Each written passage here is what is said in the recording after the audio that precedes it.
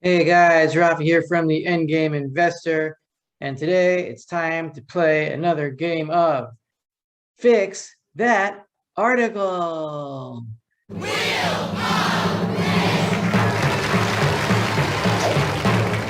Today's featured article that needs some good fixing is from Bloomberg because it's pretty messed up. Let's go see. We have this article by Mark Burton, not to be confused with Tim Burton, who makes movies. This guy writes articles. November 17th, 2021. The title, Metals from aluminum to zinc are all flashing tight supply right now. You might remember from my many videos on backwardation that I've been predicting that all commodities will eventually be locked in backwardation. The final ones to be locked in backwardation will be silver and then finally gold. Backwardation is when the price for immediate delivery of a commodity is higher than future delivery of that commodity, which signals either a shortage or people trying to get rid of currency as fast as possible. Now, when people call for delivery on physical stocks of metal, that empties the warehouses, and that causes prices for spot delivery to be even higher because the supply goes even lower. So this article starts out pretty truthfully, but there is one twist in it that needs to be debunked and fixed. We'll start. For the first time in more than a decade, 6 of the world's most vital industrial metals are flashing a rare synchronized warning over tight supply, as logistical turmoil and strong demand spark anxiety among buyers. From aluminum to zinc, spot prices for base metals on the London Metal Exchange are all soaring above futures, a condition known as backwardation, for the first time since 2007. Remember what was happening in 2007?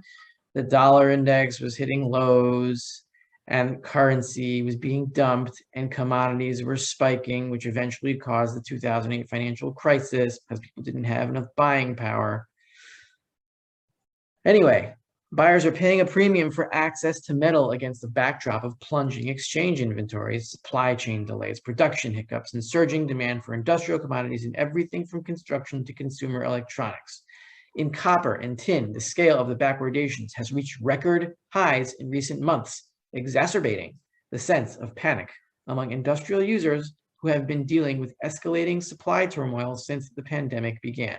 In other words, due to supply chain issues, commercial hedgers of commodities are trying to get their supply from the London Metal Exchange stores. So they are calling for delivery on their physical supply so they can stay in business, and that is lowering the supply that is supposed to back these futures contracts, which is pushing the spot prices higher and locking these commodities in backwardation. Now we see this graph, which shows the number of metals in backwardation. For the first time in 2007, all base metals are in backwardation. In 2007, they didn't stay in backwardation very long. And here, my prediction is that they will stay in backwardation as currency all over the world loses value, because as it does, people want to get rid of it faster and faster, and it starts in the futures markets with bulk orders of commodities. What part of this article needs to be fixed? It's this one, and I will highlight it with my trusty little touchpad in blue.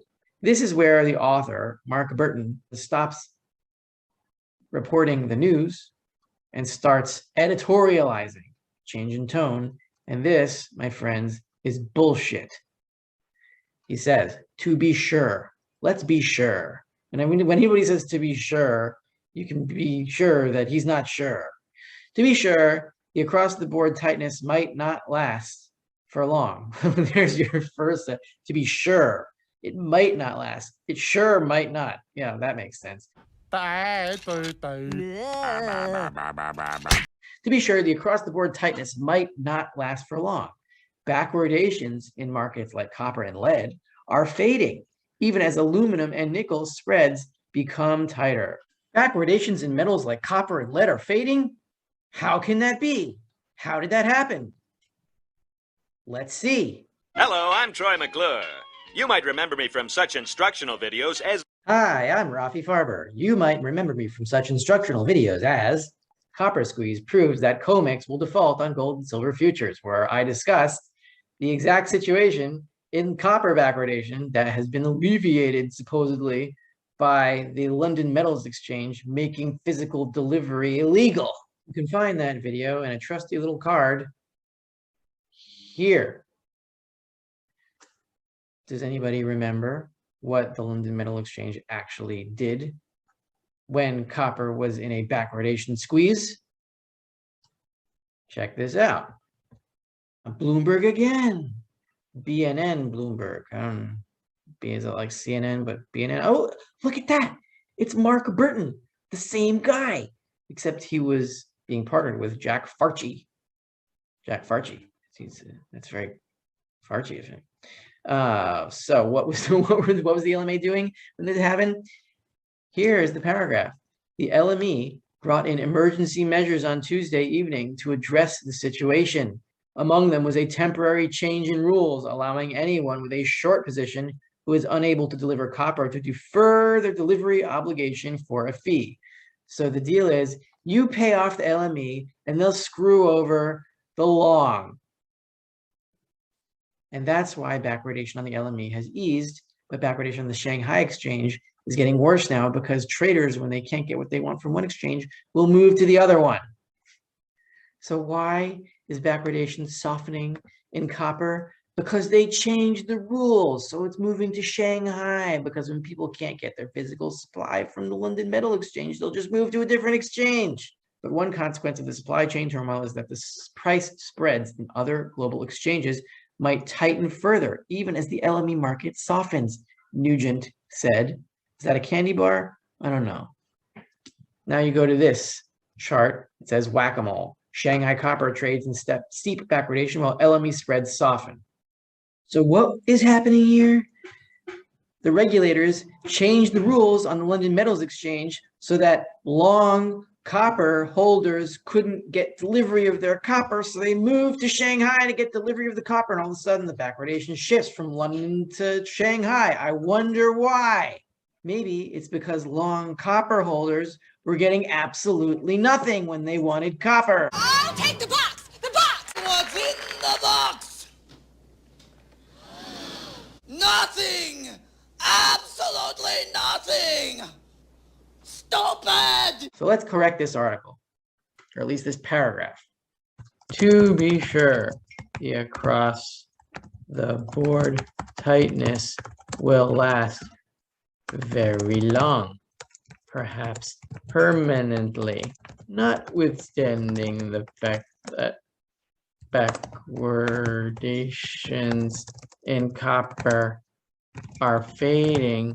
That was because the LME suddenly forbade longs from taking delivery in exchange for bribes from shorts. And so futures traders simply moved to the Shanghai exchange to get their metal, which is why backwardations in copper are now appearing on the Shanghai exchange instead. Let's make the box a little bit bigger. Period. Now we can take this thingy, go like here, and we'll move it there, and we fixed it. A little bit of a public service announcement. I've been putting the wrong link in the description to my service at the in-game investor, and I forgot to put in one part of the URL. All the links have been fixed. You can now click on it and get immediately to the landing page if you want to see a 2-week free sample of my precious metals newsletter and monetary analysis newsletter, where you can get everything that the Fed is doing and not doing and all the clowns there. Send in the clowns.